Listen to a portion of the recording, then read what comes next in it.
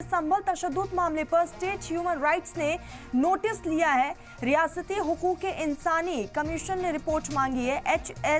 SHRC ने संभल के SP से ये रिपोर्ट मांगी है। 12 जनवरी तक एसपी से रिपोर्ट मांगी गई है। संभल जिले के एसपी इस पूरे मामले की जांच करेंगे। एसपी को 13 जनवरी तक अपनी जांच रिपोर्ट देनी होगी। वकील डॉक्टर गजेंद्र सिंह यादव ने कमीशन में की थी शिकायत। यूपी के संभल में शाही जामा मस्जिद के सर्वे के दौरान हुए तशद्दुद और 4 लोगों की मौत से जुड़े मामले का यहाँ पर रियासती हुकूक इंसानी कमीशन ने नोटिस लिया है और कमीशन ने इस पूरे मामले को लेकर जांच टीमों का गठन भी किया है। संभल जिले के एसपी इस पूरे मामले की तफ्तीश करेंगे। एसपी को 13 जनवरी तक अपनी रिपोर्ट जांच कमेटी को सौंपनी होगी। आपको ये भी बताते चले कि कमीशन को ये जांच रिपोर्ट सौंपेंगे और उसके बाद जो है इस पूरे मामले को लेकर आगे तहकीकात की जाएगी। तो स्टेट ह्यूमन राइट्स इस पूरे मामले में 15 जनवरी को सुनवाई करेगा। तो ये बड़ी खबर आ रही है। सोशल एक्टिविस्ट और इलाहाबाद हाईकोर्ट के वकील डॉक्टर गजेंद्र सिंह यादव ने मामले की शिकायत कमीशन से की थी, जिसमें उन्होंने कहा कि संभल में सर्वे के दौरान जो तशद्दुद हुआ वो वहां के पुलिस इंतजामिया की नाकामी की वजह से हुआ है। इस तशद्दुद के लिए सरकारी अमला ही जिम्मेदार है। दूसरी तरफ इस पूरे मामले को लेकर जमकर सियासत भी हो रही है। आपको बताते चले कि चाहे वो कांग्रेस हो या फिर समाजवादी पार्टी हो, इस पूरे मामले को लेकर लगातार बीजेपी को घेरा भी जा रहा है। और इसी कड़ी में तमाम, चाहे वो कांग्रेस हो या समाजवादी पार्टी, दोनों ही तरफ से डेलीगेशन तैयार है कि उन्हें जल्द से जल्द मौका मिले और वो संभल जाए। और आपको बताते चले कि इस पूरे मामले को लेकर राजनीति और लगातार इंतजामिया पर भी सवालिया निशान खड़े किए जा रहे हैं।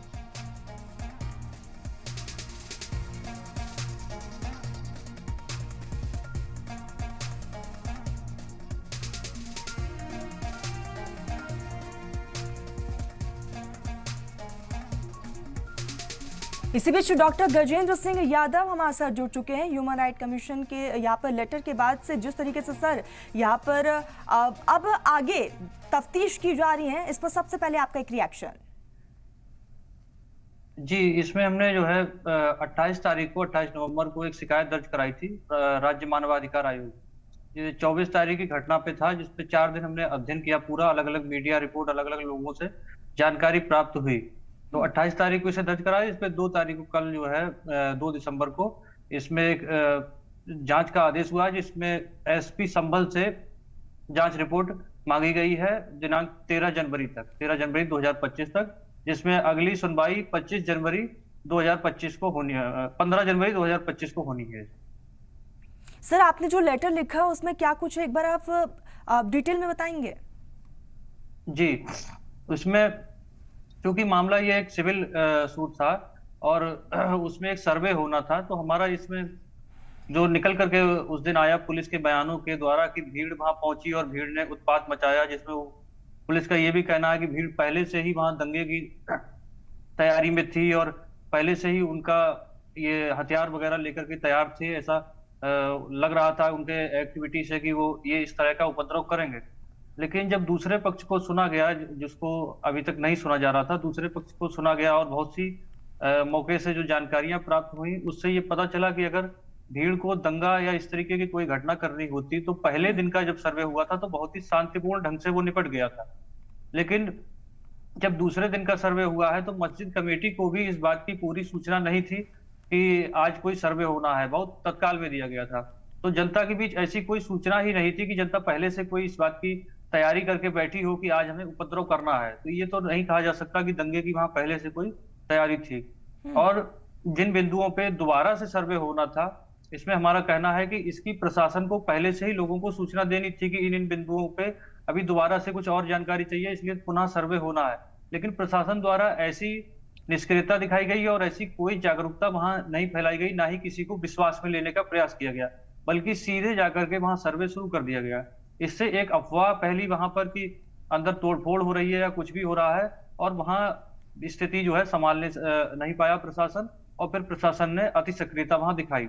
इसके अलावा प्रशासन का ये कहना है कि जो 4-5 लोग मरे हैं वो प्रशासन की गोली से नहीं मरे हैं, बल्कि आपस में भीड़ द्वारा गोली से मरे हैं।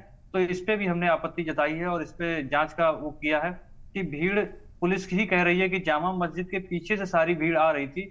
तो जब भीड़ एक ही दिशा से आ रही है और भीड़ की ही गोली से लोग मरे हैं, तो लोगों की पीठ में गोली लगनी चाहिए। लेकिन भीड़ वहां जो अभी पोस्टमार्टम रिपोर्ट से स्पष्ट हो जाएगा कि किसी के सीने में भी गोली लगी है, ऐसा सुनने में आया है।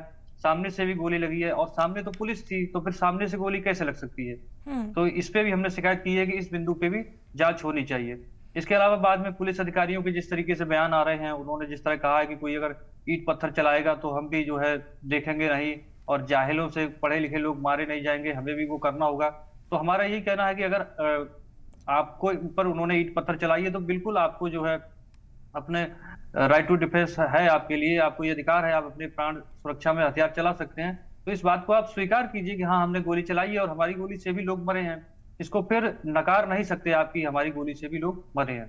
तो इस पे हमने जांच की वो की है, और जो लोग मारे गए हैं उनके परिवारों को मुआवजा तब तक दिलवाने की बात की है, क्योंकि वे बहुत ही गरीब हैं और उनके परिवारों का उन्हीं से जो था भरण पोषण चल रहा था। ये दो मांग है हमारी, एक तो जांच इस बात की कैसे मौत हुई, और दूसरा उनके परिवारों को मुआवजा देने की मांग। गजेंद्र जी, यानी कि आपकी तरफ से साफ तौर पर प्रशासन की एक बड़ी लापरवाही देखने को मिली है। जी, ये प्रशासन की ही लापरवाही है पूरी, और पहले ही दिन से जो प्रयास उसका किया जा रहा है कि सांप्रदायिक तरीके से कि ये हिंदू और मुस्लिम की लड़ाई है, तो मुझे लगता है कि हिंदू और मुस्लिम का वहां कोई झगड़ा नहीं हुआ है, बल्कि ये प्रशासन और दूसरे संप्रदाय के बीच हुआ है, जिसमें दूसरे संप्रदाय को एक अफवाह फैली और उसको विश्वास में नहीं लिया गया है, उसके चलते ये हुआ गया है। तो फिर उसमें उसको सांप्रदायिक रंग ना देकर के प्रशासनिक लापरवाही की जांच उसमें होनी चाहिए। लेकिन बार बार प्रशासन की तरफ से कहा जा रहा है कि इंतजाम हमने पूरा किया था, लेकिन लोगों की लापरवाही और लोगों की वजह से उस तरह की तस्वीरें अब देखने को मिली थी। नहीं, लोगों का तो वो तो जनता है, उनको तो हम दोष देंगे नहीं कि लोगों ने लापरवाही की है। लापरवाही तो पूरा प्रशासन को ही पहले जिम्मेदार ठहराया जाएगा ना, कि लोगों को आप विश्वास में क्यों नहीं ले पाए। अगर आपको ये लग रहा था कि तैयारी अभी पूरी नहीं हुई है तो 1-2 दिन सर्वे और टाल लिया जाता।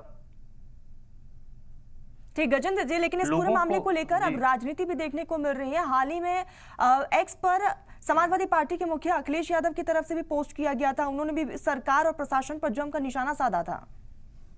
जी, अब राजनीतिक टिप्पणी तो मैं नहीं करूंगा, क्योंकि मैं तो राजनीति से इसका मेरा कोई संबंध नहीं है। मैं तो मानवाधिकार आयोग में दर्ज कराया है, और मानवाधिकार तो कोई भी जा सकता है, एक आम आदमी भी जा सकता है। मैंने देखा कि वहां गलत हो रहा है इस तरीके से, तो उस बात को उठाया और इसमें आगे कार्रवाई और जांच की मैंने मांग की है। अब आपको क्या लगता है कि यहाँ पर स्टेट ह्यूमन राइट्स इस पूरे मामले में 15 जनवरी को अब अगली सुनवाई करेगा, तो आपको क्या कुछ उम्मीदें हैं?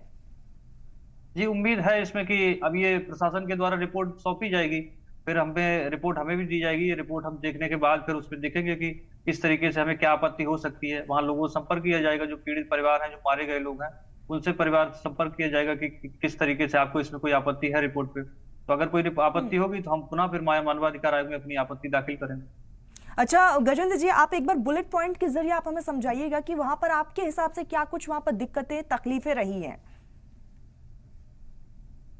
जी, वैसे वो मामला तो मैंने बताया कि वो एक सिविल मामला है, और वो किसी ने उसमें सर्वे के लिए एप्लीकेशन डाली थी, तो सर्वे सिविल कोर्ट करा सकता है। अब सिविल मामलों में भी कई बार जब प्रशासन लापरवाही करने लगता है तो आमतौर पे ये घटनाएं होती हैं कि फिर वो आपराधिक मामले में बदलने लगता है। घर में भी होता है कि दो भाइयों में झगड़ा अगर चल रहा है किसी बंटवारे को लेकर, और वो थाने जाते हैं, थाना कह देता है कि नहीं ये तो सिविल का मामला है, हमें आप जाकर के वहां कराइए, कोर्ट कचहरी से निपटिए। तो अगर वहां थाना सीधे उसमें हस्तक्षेप करके तत्काल मामले को निपटाने का काम करेगा तो शायद घर में जो हिंसा आपस में बढ़ती है वो ना हो पाए। लेकिन यहाँ पर ऐसा नहीं था कि दोनों पक्षों में कोई हिंसा होने जा रही थी या कोई दोनों पक्षों से लोग इकट्ठे थे। वहां पूरा प्रशासन की तरफ से ही ऐसा लग रहा है कि जैसे प्रशासन इस तैयारी में था, दूसरे पक्ष की तरफ से कोई है ही नहीं, वहां केवल प्रशासन ही तो है दूसरे पक्ष की तरफ से। तो वो प्रशासन की ही निष्क्रियता है उसमें, और वहां जो भी अधिकारी थे ऊपर से नीचे तक, इनकी सबकी जो है उस दौरान की कॉल डिटेल वगैरह निकाल करके इसकी पूरी जांच होनी चाहिए कि इनकी भूमिका क्या है, किसके संपर्क में थे, कोई लंबी साजिश तो नहीं थी, कोई ऊपरी उसमें लोगों का संपर्क तो नहीं था कि कहीं ऐसा तो नहीं कि प्रशासन के लोग भी इसमें कुछ हो सकता है, प्रशासनिक लोग क्यों नहीं हो सकते कि वो भी इसको सांप्रदायिक रूप देना चाह रहे हो, या कोई बड़ा दंगा और बड़ी वो साजिश हो रही हो।